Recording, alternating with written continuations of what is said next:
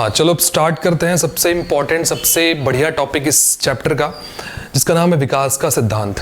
अब इसको देखो पेज नंबर 9 में दिया हुआ है, ठीक है। पेज नंबर 9 को अपन पूरा पढ़ेंगे, देन उसके बाद पेज नंबर 10 का आधा जो 6 पॉइंट तक दिया है वो, उसके बाद क्या आप जानते हैं, बस अपन उतना ही करेंगे आज, ठीक है। तो विकास का सिद्धांत, इस चीज को समझने के पहले अपन समझते हैं कि टॉपिक बोलना क्या चाह रहा है। देखो विकास का सिद्धांत का मतलब क्या हुआ, जैसे कि तुम्हारे स्कूल का सिद्धांत, तुम्हारे स्कूल के कुछ नियम होते हैं, जैसे कि लड़कियों को रिबन बांध के जाना है, लड़कों को बाल कटाना है और सबको स्कूल ड्रेस पहनना पड़ता है, टाइम पे जाना पड़ता है। तो ये स्कूल के नियम होते हैं, वैसे ही प्रकृति का भी एक नियम होता है, विकास का नियम, उसके सिद्धांत होते हैं जिसके तहत हर जीव को गुजरना पड़ता है। जो जीव आज हैं या फिर जो जीव कल थे, जो जीव आने वाले, उनको इनके तहत गुजरना ही होगा। यही कहलाता है विकास का सिद्धांत, है ना। अब जो मैं बताने वाला हूँ अभी आधा वीडियो को, उसको तुम लोग पेपर मत लिखना, वो सिर्फ तुम्हारे समझने के लिए, जो अपन वही लिखेंगे जो बुक में दिया हुआ है, ठीक है। अब विकास का सिद्धांत स्टार्ट करते हैं। देखते हैं कि इसके विकास का सिद्धांत के 3 स्तंभ में तुम बाजू में देख सकते हो। पहला विविधता, प्रतियोगिता, चुनाव। एक एक को आराम समझेंगे, बिल्कुल हमारे पास बहुत समय है। विविधता, अब देखते हैं विविधता का मतलब क्या हुआ। विविधता का मतलब हुआ कि जैसे कि इंडियन या अफ्रीकन, हम लोग अलग अलग हैं, हमारे नाक कान हाथ पैर अलग अलग है, मतलब कि हमारे शारीरिक संरचना थोड़ी थोड़ी अलग है, क्योंकि वो वहां के अनुसार ढल चुके हैं और हम यहाँ के अनुसार ढल चुके हैं। तो इसको एक सिंपल लाइन में क्या बोलेंगे कि जीवों में विभिन्नताएं पाई जाती, बस सिंपल है। दूसरा नियम क्या कहता है इसका, प्रतियोगिता। विकास का सिद्धांत का दूसरा नियम क्या है, प्रतियोगिता।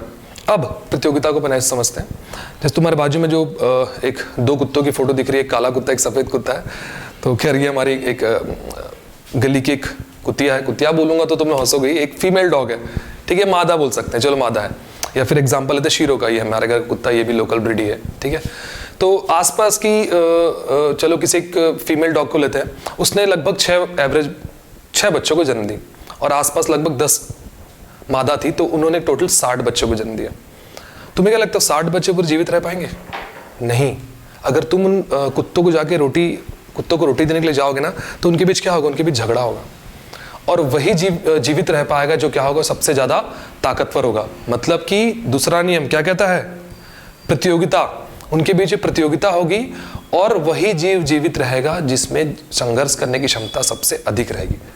क्लियर है, एकदम सिंपल है, ठीक है। दूसरा क्या था, प्रतियोगिता। अब नेक्स्ट अपन चलते हैं चुनाव। अब चुनाव के बारे में देखते हैं। चुनाव को जानने से पहले अपन देखते हैं सर विलियम बैटसन को, जो सर चार्ल्स डार्विन के फ्रेंड थे और इनकी रिसर्च कंप्लीट होने के, मतलब कि सर चार्ल्स डार्विन की रिसर्च कंप्लीट होने के 10 साल के बाद सर विलियम बैटसन की रिसर्च आई थी। वो उन्होंने मोस्टली रिसर्च किया था, ये इवोल्यूशन पे रिसर्च कर रहे थे वो, और वो साउथ अमेरिका के जंगलों में रिसर्च कर रहे थे। वहाँ पे उन्हें मिली तितलियाँ, कौन सी, जहरीली और बिना जहर वाली तितलियाँ। अब जहरीली तितलियों को वहाँ की कोई जीव, कीड़े मकोड़े नहीं खाते थे और बिना जहर की तितलियों को खा लिया जाता था, क्योंकि दोनों अलग अलग दिखते थे, ठीक है। अब क्या हुआ, कुछ सालों के बाद धीरे धीरे क्या हुआ, जो बिना जहर की तितलियां थी उन्होंने क्या किया, जब अपने बच्चों को जन्म देना शुरू किया तो उनके बच्चों का कलर जो था वो जहर वाली तितलियों के समान दिखना शुरू हो गया। मतलब कि बिना जहर की तितलियां भी धीरे धीरे करके बिना जहर की तितलियों जैसा दिखना शुरू हो गई। उनमें जहर नहीं आया पर वो दिखना वैसे शुरू हो गई, ठीक है। तो उससे क्या हुआ, उससे ये हुआ कि उन तितलियों को अब जीव नहीं खा पाए, है ना। कीड़े मकोड़ों को लगा कि नहीं यार ये भी जहर वाली तितलियां है। मतलब क्या हुआ, मतलब ये हुआ, अरे ट्रकों की आवाज का मैं कुछ नहीं कर सकता यार। हाँ, तो मतलब क्या हुआ, तो प्रकृति ने उन्हें सिलेक्ट करवाई, उन्हें चयन करवाया। हमारा तीसरा पॉइंट, चयन, ठीक है ना। प्रकृति उन्होंने चयन करवाया और ऐसे करते करते पूरा जो जंगल था वो क्या हो गया, बिना जहर की तितलियों से भर गया। अभी प्रकृति ने चयन करवाया कि जीवों ने चयन किया नहीं पता, पर विकास के सिद्धांत का तीसरा नियम क्या है अपना, चुनाव, चयन, ठीक है।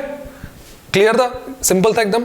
अब स्टार्ट करते पहले बुक का, कहाँ गया, हाँ चलो बुक का स्टार्ट करते। बहुत गर्मी लगती है यार शूट करने में, 4 लाइट लगा के शूट करो तो खैर। हाँ, अब जो बुक में दिया उससे स्टार्ट करेंगे। पहले देखो वो जो हाईलाइटेड एरिया जो दिख रहा है तुम लोगों को विविधता, उस पर ध्यान मत देना, एक्चुअली वो एक शॉर्टकट है। मैं वीडियो के आखिरी में एक शॉर्टकट बताऊंगा ताकि तुम इस 6 पॉइंट को कंटिन्यू याद रख सको। और मुझे पता है शॉर्टकट देख के तुम लोग बहुत हंसने वाले हो, बट आई डोंट केयर, ठीक है। चलो, जीवों में विविधताएं पाई जाती है जिसके कारण उनके जीने की क्षमता में भी थोड़े बहुत अंतर पाए जाते हैं, सही बात है। जीवों में वैरायटीज होती है, जैसे हम हो गए या फिर डॉग हो गए, स्ट्रीट डॉग्स हो गए, कुत्ते हो गए, ठीक है। उनमें क्या, हम में क्या, घुस जाओ घर में, हाँ, जिसके कारण उनके जीने की क्षमता में बहुत अंतर पाए जाते हैं, ठीक है। कोई कम जीता है तो कोई ज़्यादा। देखो कुत्ते 12 से 15 साल, हम 50 60 100 साल भी जी जाते हैं कई लोग। अगर शराब ना पिए, दारू नहीं पिए ज़्यादा, तो आदमी अच्छा जी लेता है। हाँ, जीने की किसी की कम संतानें होती है, किसी की ज़्यादा। जैसे कि कुत्तों की एवरेज 6 होती है, इंसानों की लगभग 1। वही परिवेश में ढलकर जीते हैं और उनकी एक नई प्रजाति दिखाई देती है, और उसके बाद एक एक करके उनकी प्रजातियाँ बढ़ते जाती है। सिंपल था एकदम। नेक्स्ट, हाँ, सेकंड क्या है, विश्व में प्रजातियों की रचना एक झटके में नहीं हुई है। हाँ, एकदम से जीव नहीं आ गए, ठीक है, बल्कि पहले से मौजूद प्रजातियों से हुई है। क्लियर है? ठीक है। तीसरा, मतलब सेकंड वाले में थोड़ा सा और बता देता हूँ, बस रीड करके छोड़ दिया था। हाँ, एक झटके में कहाँ हुई? सबसे पहले डायनासोर आया था, फिर उसके बाद एप आया, उसके बाद फिर हम इंसान लोग आए ना। सबका अलग अलग युग था ना, एकदम से झटके से नहीं हुआ। पहले से प्रजातियां थी, वो विकसित होते होते ये प्रजातियां बनी है। ठीक है। थर्ड पॉइंट, विविध जीवों की उत्पत्ति एक समान पूर्वज से हुई है, इसीलिए विकास की प्रक्रिया को एक शाखित पेड़ के रूप में दर्शाया जा सकता है। अच्छा, शाखित पेड़ में जो हाईलाइट है ना, तुम लोग भी हाईलाइट करते चलना उस वर्ड को, है ना। तुमको पता नहीं चल पाएगा कि मैंने, मतलब पता चल पाएगा कि मैं कौन कौन सा वर्ड हाईलाइट किया हूँ। हाँ, तो क्या बोल रहे हैं, विविध जीवों की उत्पत्ति एक समान पूर्वज से हुई। समान, एक ही समान पूर्वज से हुई है कि नहीं। देन विकास की प्रक्रिया को एक शाखित पेड़ के रूप में दर्शा सकते हैं। शाखित पेड़ जो तुम्हारी बुक में जो एक ब्लर इमेज थी, उसकी मैंने एक प्रॉपर इमेज डाउनलोड किया हूँ, है ना। जो सर चार्ल्स डार्विन की एक कॉपी दिख रही है, देखो कॉपी है ना वो, उसमें उन्होंने शायद ऊपर में आई थिंक करके लिखा, मैं क्लियरली समझ नहीं पा रहा हूँ, इंग्लिश है कि फ्रेंच, जर्मन, पता नहीं, इटालियन क्या थी। हाँ, तो उसमें जो मेन डॉट थी, वो पेड़ के मेन डॉट, उससे आजू बाजू और शाखाएं निकली हुई है ना। उसको पेज नंबर 13 में देखो, एक और इमेज है यहाँ पे, उसमें थोड़ा क्लियर हो जाएगा, इससे अच्छे समझ में आ जाएगा कि ये चित्र एक्चुअली में वैसी है जो पेज नंबर 13 में दी हुई थी। ठीक है। तो पॉइंट नंबर 3 वही बोलना चाह रहा है कि विकास की प्रक्रिया को एक शाखित पेड़ के रूप में दर्शा सकते हैं।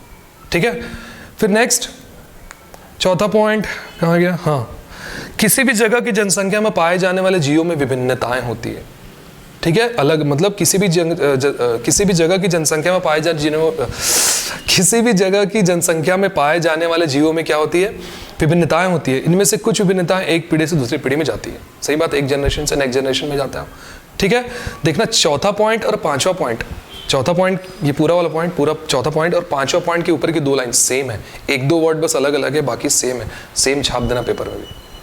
देखते हैं पांचवा पॉइंट, हर प्राणी विशेष का अस्तित्व, बस ये वर्ड को जोड़े, बाकी सेम है, का अस्तित्व बनाए रखने के लिए उनमें कुछ खास विभिन्नताएं होती है। सही बात है, हर जीवों की अलग अलग क्वालिटी होती है। जैसे कि इंसानों की बाकी जीवों से अलग क्वालिटी क्या है कि हमारे पास ब्रेन है, ब्रेन के पहले क्या था, हमारे पास स्पीड था, हम अच्छे रनर थे बहुत, है ना।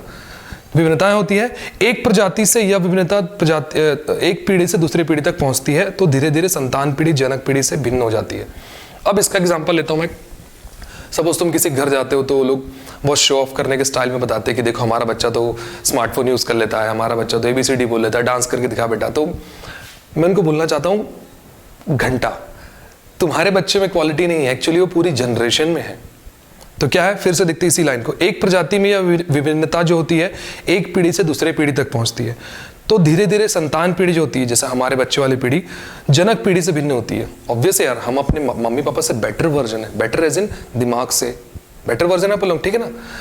प्रजातियों का विकास पीढ़ी दर पीढ़ी पहुंचने वाली ऐसी विभिन्नताओं से होता है और किसी परिस्थिति में लाभदायक सिद्ध होती है। सही बात है, हम लोग बेटर वर्जन आ रहा है और उसको हम लोगों को बेनिफिट मिलते जा रहा है। क्लियर है। नेक्स्ट, छठवां पॉइंट, लाभदायक भिन्नताओं वाली प्रजातियां किसी आवास में पनपने लगती है। फॉर एग्जाम्पल लेते अपन मतलब एक गांव बस गया, मतलब सॉरी कुछ 10-15-20 लोग नदी किनारे घर बनाना शुरू कर दिए। ठीक है, तो लाभदायक विभिन्नताओं वाली प्रजातियां किसी आवास में पनपने लगती है, तो उस आवास में वो लोग पनपने लग गए और समय के साथ इनकी आबादी में वृद्धि होती है और समय के साथ क्या हो गया, वो 2-4 घर तो जो वो एक पूरा गाँव बन गया। तो जो पहले से उपस्थित प्रजाति की आबादी को प्रभावित करता है, हाँ, तो पहले से ऑलरेडी जो वहाँ पे दूसरे जीव रह रहे होंगे, हम उनकी संख्या को प्रभावित करना चालू कर दिए। ठीक है, उस आवास में जीने के लिए ज्यादा सक्षम प्रजातियों की आबादी अन्य प्रजातियों की आबादी का स्थान लेने लगती है। सही बात है, ऐसे करते करते क्या हुआ, धीरे धीरे करके हम उनका स्थान लेना शुरू कर दिए। इस प्रकार प्रजातियों की आबादी में क्रमशः बदलाव आता है। ठीक है, हमारी बढ़ गई, उनकी कम हो गई, ऑब्वियस है। इससे जीवों का विकास चलते रहता है और ऐसे जीवों का विकास चलता है। ठीक है। हाँ, अब देख सकते हो बाजू में एक शॉर्टकट दिया हुआ है, जो 6 पॉइंट में दिया था उसके जो हाईलाइटेड एरिया थे उसको मैंने उठा के ऐसे लाइन से लिख दिया। अब तुम लोग हंसोगे इस चीज़ को, बट मैं वो 90% स्टूडेंट जितना होशियार नहीं हूँ पढ़ने में। मुझे चीज़ों को याद रखने के लिए कोरिलेट करना पड़ता है। जब तक मैं उसको किसी फनी वे से या किसी और तरीके से जोड़ूंगा नहीं, मुझे वो चीज़ याद नहीं रहती है।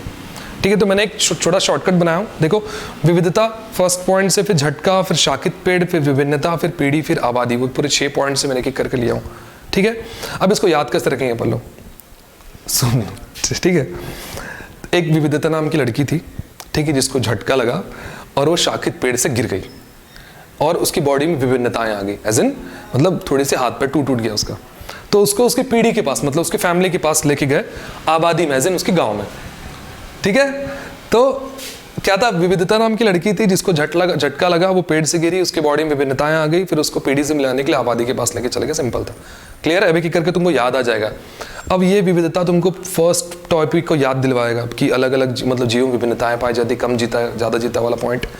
फिर एक झटका क्या है कि जीवों की रचना एकदम से एक झटके से नहीं हुई है, पहले के जीवों से हुई है, क्लियर है? शाकित पेड़ वाला, ठीक है, वैसे ही विभिन्नताएं वाला, पीढ़ी वाला, आबादी वाला, सिंपल है। ठीक है, तो इस लाइन को याद रखना, तुमको वो पैराग्राफ याद आ जाएगा, वो भी सीक्वेंस है बिल्कुल। ठीक, अब हंस लो, तुम लोगों को जो बोलना है बोलो, पर मैं ऐसे ही पढ़ता हूँ। हाँ, अब देखते हैं अपन लोग वो क्या आप जानते हैं। वो तो खैर बहुत सिंपल चीज़ है कि आप जानते हैं, बट फिर भी मैं उसको बता दे रहा हूँ। सर चार्ल्स डार्विन ने एक किताब लिखी थी on the origin of species bye means of natural selection. Book में ना मीन्स नहीं लिखा हुआ है, बुक में क्या लिखा है, on the origin of species by natural selection, but actually क्या है वो, on the origin of species bye means of natural selection. देख सकते हो बाजू में लिखा हुआ है ना। उसके बाद आया था अल्फ्रेड रसेल वेलेस का, आई थी अपनी डार्विनिज्म। ये बुक आई थी 1859 और 1889 में आई थी। ठीक है, तो मैंने थोड़ा सा पढ़ा था ऑन द स्पीसीज वाला, सर चार्ल्स डार्विन का, शुरू के मेरे ख्याल से 4-5 पेज पढ़ा था। वो 400-450 पेज की बुक थी, वो पूरा तो पढ़ना तो मुश्किल हो जाएगा। तो जो तितली वाला जो मैंने एग्जाम्पल था ना, मैंने उसी से पढ़ा था और बहुत अच्छा लगा था। तो क्लियर हुआ टॉपिक? अगर नहीं हुआ तो मैं डिस्क्रिप्शन में डाल दूंगा या कमेंट बॉक्स में कमेंट करना, तो मैं डार्विनिज्म का तुमको लिंक भेज दूंगा, पढ़ लेना बुक, समझ जा जाएगा फिर। ठीक है, खैर, थैंक यू।